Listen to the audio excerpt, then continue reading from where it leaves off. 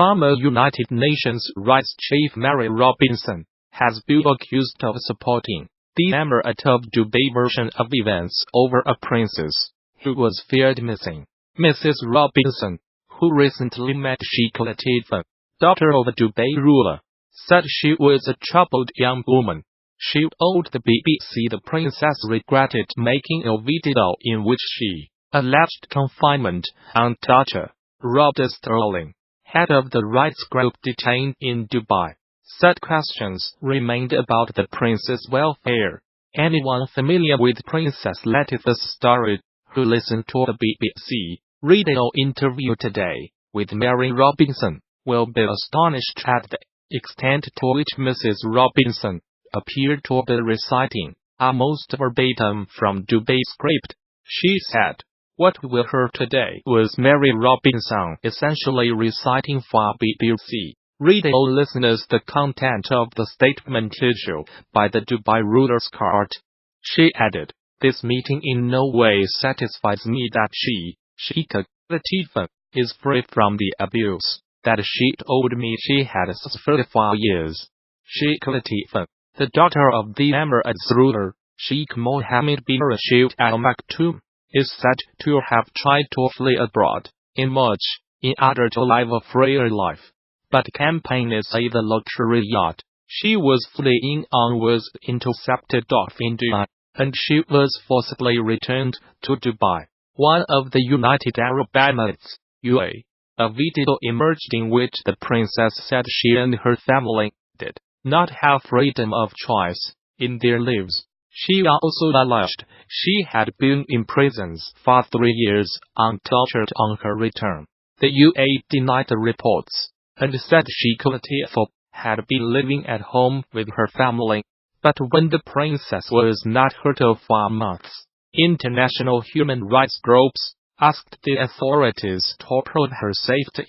On Monday, the UAE Foreign Ministry said it had sent a communique regarding Sheikha Latifa to the United Nations Human Rights Office. It released images showing Sheikha Latifa alongside Mary Robinson, former United Nations High Commissioner for Human Rights and former President of Ireland, and were purportedly taken on 15 December in Dubai.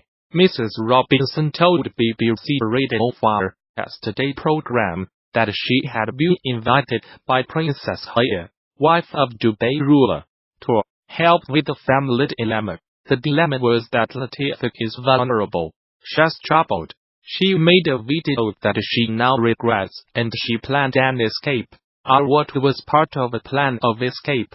Mrs. Robinson said, "I had lunch with her. She's a very likable young woman, but clearly troubled. Clearly needs the medical care that she is receiving." Mrs. Robinson said the princess was suffering from a serious medical situation and receiving psychiatric care, but did not give further details. She said her family did not want her to endure any more publicity. The group detained in Dubai equally represents two people who say they were attacked and abducted while trying to help the princess escape. Ms. Sterling said Mrs. Robinson had nothing to say about the accusations Sheikha Latifa had made against her father. She said nothing about Latifa having planned her escape for nearly a decade, nor anything about her previous escape attempt. She said nothing about the illegal raid of Latifa's boat in international waters, and the fact that she was screaming for asylum and begging to not be returned to the UAE. Mrs. Robinson simply repeated again and again from the official Dubai statement that Latifa is in the loving care of her family, and that the whole issue is nothing more than a family matter. Another rights group, JUIRANICA 37 International Justice Chambers, also said it was concerned by Mrs. Robinson's comments. Mrs. Robinson appears to have spent a couple of hours with Sheikha Latifa, and despite having no formal medical or psychiatric training, has somehow diagnosed her condition and concluded that she is receiving appropriate treatment. It is unclear on what basis Mrs. Robinson considers herself qualified to do so. It said in a statement. The United States military says it has killed 62 fighters from the Islamist group Al-Shabaab in 6 airstrikes in Somalia. 5 airstrikes on Saturday killed 32 militants, and a further 2 on Sunday killed 28. It said in a statement. These were the deadliest air attacks in Somalia since November 2017, when the United States said it had killed 100 militants. Somalia has seen a sharp increase in the number of airstrikes and casualties since President Donald Trump took office in the United States in January 2017. A tally by the Bureau of Investigative Journalism reveals that at least 400 people have been killed in airstrikes since the beginning of 2017, far more than the previous 10 years combined. The latest strikes bring to at least 40 the number carried out in Somalia so far this year, compared with 35 recorded in 2017. The United States has a huge military base in neighboring Djibouti, from where it launches attacks on the militants. Mr. Trump gave the United States military greater authority in March 2017 to attack militants in Somalia. Traditionally, United States presidents have been wary of intervening in Somalia since 18 Special Forces soldiers died fighting militias in the capital Mogadishu in 1993. A battle dramatized in the film Black Hawk Down. No civilians were killed in the latest airstrikes, which were carried out in coordination with the Somali government, the United States military said. Alongside our Somali and international partners, we are committed to preventing Al-Shabaab from taking advantage of safe havens from which they can build capacity and attack the people of Somalia. The United States Africa Command said, Al-Shabaab, which is linked to Al-Qaeda, has not yet commented on the latest strikes. Somalia-based security think tank The Higher Institute said in a report published in November that Al-Shabaab had been forced to change tactics following the upsurge in airstrikes. The institute said the group was now conducting fewer mass attacks on military bases, but attacks on government offices and businesses which refused to pay its taxes had increased markedly. The United States State Department, in its most recent report on terrorism, described Somalia as a terrorist safe haven and said Al-Shabaab remained a threat.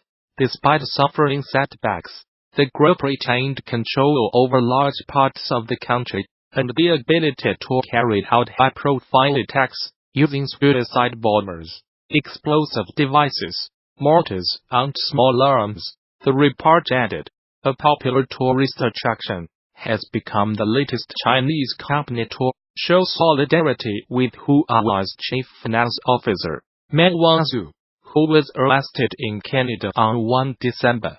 Shannon Mountain Scenic Park, in eastern Hainan province said it would waive the $9.65 ticket fee for anyone carrying a Huawei phone.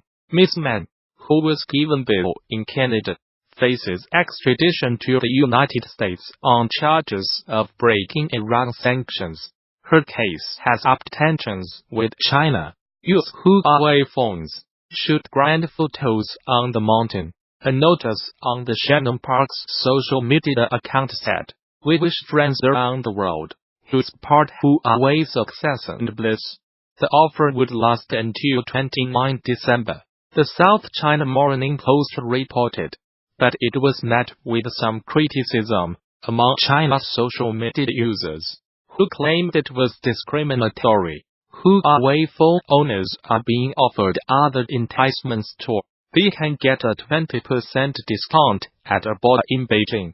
Seen in Beijing, bring a Huawei phone and get 20% off. Similar to this story we covered yesterday, https://CoQXL19YPQLPIC. Twitter. Sokolov. End of Twitter post by @LuOceanG. At least one firm has threatened to penalize anyone buying Apple products. A few days ago, Manpad Shenzhen-based LED display manufacturer offered subsidies to any employees buying Huawei phones. It also pledged to fine anyone who bought an Apple iPhone. United States prosecutors allege Ms. Man 46 used a Huawei subsidiary called Skycom to evade sanctions on Iran between 2009 and 2014. They also allege she publicly misrepresented Skycom as being a separate company from Huawei, and that she deceived banks about the true relationship between the two companies. Ms. Man, who is the daughter of Huawei's founder, has denied any wrongdoing and said she will contest the allegations. Life of Huawei's high-flying errors. The United States has been investigating the Chinese telecoms giant